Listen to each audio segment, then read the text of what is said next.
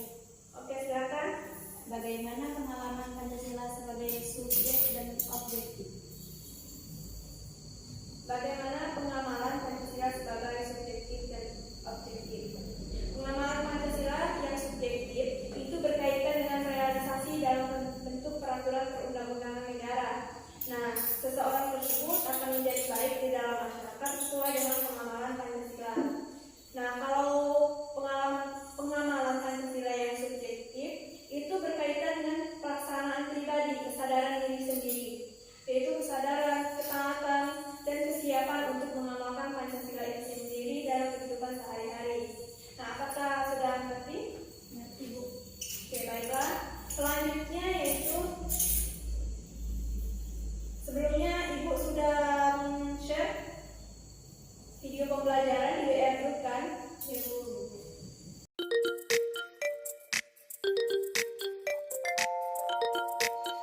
Assalamualaikum warahmatullahi wabarakatuh. Salam sejahtera untuk kita semua. Pada video kali ini, kita akan membahas tentang strategi mengatasi ancaman ideologi dan politik. Ideologi dan politik tidak dapat dipisahkan dari unsur pembentukan suatu negara. Sebagai negara berkembang, Indonesia juga memiliki strategi menghadapi ancaman di bidang ideologi dan di bidang politik untuk mencegah terjadinya penyalahgunaan demokrasi. Bagaimanakah strategi bangsa Indonesia menghadapi ancaman ideologi dan politik tersebut? Untuk mencapai ketahanan di bidang ideologi, masyarakat harus ikut serta dan andil dengan cara menjadikan Pancasila sebagai pandangan hidup berbangsa dan bernegara, serta pengamalan Pancasila secara subjektif dan objektif. Strategi Indonesia menghadapi ancaman di bidang ideologi. Yang pertama, ideologi sebagai pemersatu sekaligus perekat bangsa harus ditanamkan dalam pendidikan seluruh warga negara Indonesia melalui pembelajaran PPKN yang bertujuan untuk menumbuhkan rasa nasionalisme dan nilai-nilai moral kebangsaan bagi para generasi muda. Yang kedua, ideologi harus dijadikan tombak bangsa dalam menghadapi unsur yang masuk dari luar. Yang ketiga, ideologi harus diaktualisasikan kepada seluruh bidang kenegaraan. Yang keempat, ideologi Indonesia haruslah mengarah pada arah yang dinamis dan aktual. Yang kelima, dengan menerapkan ideologi, maka rakyat percaya akan keanekaragaman dalam menjalankan hidup berbangsa dan bernegara. Yang keenam, pemerintah harus mengedepankan kepentingan rakyat dan bangsa Indonesia di atas kepentingan sendiri. Yang ketujuh, pentingnya ideologi Pancasila disosialisasikan kepada masyarakat sebagai bentuk menghadapi ancaman di bidang ideologi dan politik. Pentingnya ideologi Pancasila disosialisasikan kepada semua warga negara tanpa terkecuali. Tidak hanya siswa atau orang berpendidikan saja yang harus tahu mengenai pentingnya ideologi, tapi semua warga negara bahkan yang tidak merasakan pendidikan pun harus paham fungsi ideologi tersebut. Yang kedelapan, menumbuhkan pemikiran serta sikap positif sebagai warga negara. Hal ini dapat meningkatkan motivasi untuk mewujudkan segenap cita-cita bangsa Indonesia dengan mengimplementasikan nilai-nilai Pancasila. Ancaman ideologi tidak dapat dipisahkan dengan politik karena keduanya saling berhubungan dan saling mempengaruhi. Untuk menghadapi ancaman politik, Indonesia menerapkan strategi yang berbeda berdasarkan dari mana asal ancaman tersebut. Ancaman politik di Indonesia datang dari dalam dan luar negeri. Strategi Indonesia menghadapi ancaman di bidang politik dari dalam negeri. Yang pertama, sistem pemerintahan tidak boleh bersifat absolut, melainkan harus berpegang teguh pada kedaulatan rakyat yang berdasarkan hukum. Yang kedua, dalam berpolitik tentunya akan terjadi silang pendapat. Untuk menyikapi perbedaan pendapat tersebut, tidak boleh menjurus ke arah konflik. Yang ketiga, pemerintah dan pemimpin harus mampu mengakomodasikan aspirasi hidup yang muncul dari masyarakat. Yang keempat, terjalinnya komunikasi antara masyarakat dengan pemerintah, antara golongan dengan kelompok kepentingan yang disertai dengan timbal balik positif untuk mewujudkan tujuan bangsa. Selain itu, adapun beberapa strategi Indonesia dalam menghadapi ancaman politik luar negeri, yaitu yang pertama, politik luar negeri berkembang hanya berdasarkan skala prioritas dalam rangka memperkuat hubungan internasional dan persahabatan antar negara agar terjalin kerjasama yang saling menguntungkan. Yang kedua, menjaga perdamaian dunia dengan cara mengikuti gerakan non-blok. Dan yang ketiga, meningkatkan citra positif negara Indonesia di mata internasional melalui serangkaian acara, event, dan pertemuan internasional.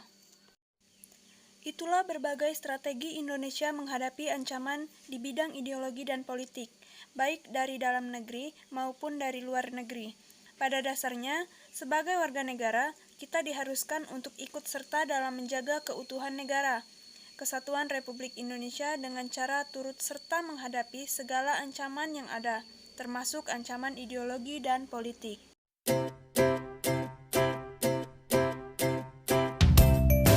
Nah, selanjutnya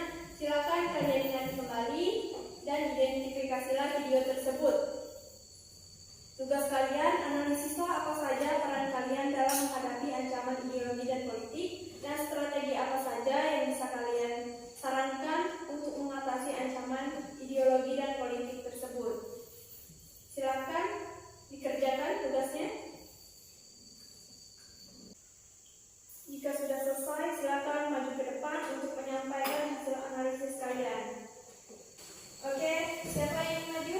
Saya, Bu. Oke, silakan Ayu menyampaikan hasil analisisnya.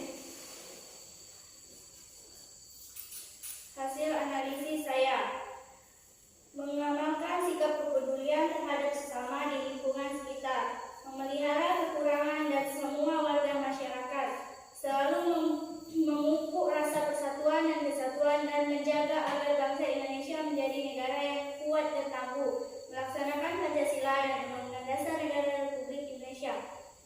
Oke, silakan. Selanjutnya, saya, Bu. Oke, silakan Rizka maju ke depan. Analisis saya